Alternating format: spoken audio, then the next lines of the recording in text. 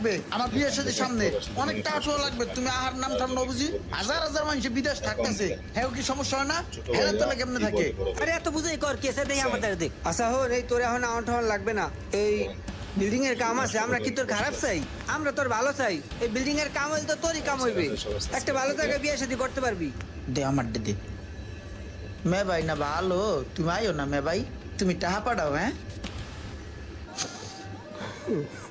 হন ছয় কি কয় কয় আইলে দি সব আকামাই যাবি এনে। আজকে 16টা বছর ধরে বিদেশ করলাম, ভাই বেড়াদারের লিগে কত কিছু করলাম, নিজের দিকে কোনোদিন তাকাইলাম না। আর আজকে হেই ভাই বেড়াদার আমি অসুস্থ হইয়া বিছনায় পড়তেছি, আমারে বাড়ি যাইতে নিষেধ করে। হায় রে বিদেশ আমার।